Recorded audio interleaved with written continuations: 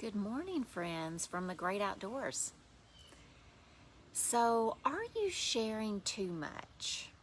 And can you share too much? So, I want to talk to you about this today. And if you're on my private email list, this is the topic that I spoke about on my email this week as well. And the reason I wanted to talk about this topic is I see many people are going through inspections right now, primarily just around COVID-19, looking at your infection prevention policies and procedures and what's going on in your facility. So I wanted to talk about sharing because I know as an IP, typically we want to give all the information. We want to give the full picture of this is what's going on, and we want to explain everything. And in many situations, that's okay. When you're explaining it to your committees or to your staff, yes, you need to share that information. You need to connect the dots and give the full picture. Now, whenever we're talking about inspections or audits, I want to caution you that you don't need to give the full picture. You don't need to give everything unless you are asked. And so that is the key. So when I get asked, okay, what should I give an inspector? What should I give an auditor? The answer is simple. Give them exactly what they ask for. If they ask you for 1 year's worth of data, do not give them 3 years. Just give them exactly what they ask for. And the same goes for questions. I know there's a loud bird in the background today. The same goes for questions. When they ask you a question, answer the question. Don't elaborate unless they ask you for further detail.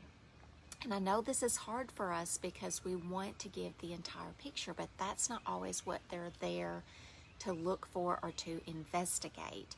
But once you open it up, then they are required to look into that. So if you give them additional data that they did not ask for, then they feel obligated through, whatever you provided them. Maybe you had a problem last year. That's not why they're there today, but because you have given that to them, they may feel obligated to look into that now.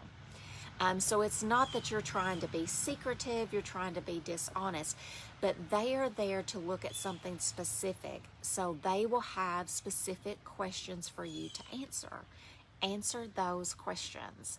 Don't feel like you need to go above and beyond those questions unless you are asked. Then provide the information. Be very honest, be very transparent. I don't want you to think that's what I'm saying. That's not what I'm saying at all. I'm not suggesting that you be dishonest or that you're not being transparent. I'm just saying when you get asked a question, answer that question. Do not feel like you need to go above and beyond. You're just there to address that specific question that you're being asked. And I see that come up a lot, and I've fallen into that trap myself of where you want to give a full picture, but that's not always needed or necessary, especially in these particular situations. Now, whenever you're talking to your staff, when you're talking to committee members, many times it is imperative that you give a full picture so that they understand the why of what you are doing.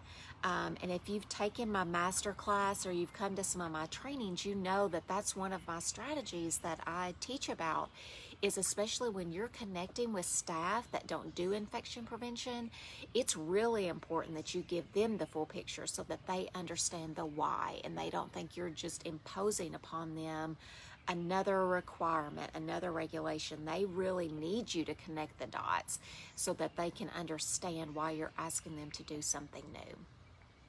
So I hope this has helped you today to understand the difference between the two when you are sharing and when it can be harmful to go above and beyond with the sharing, and when it really is imperative that you share the full picture. Have a great day, friends.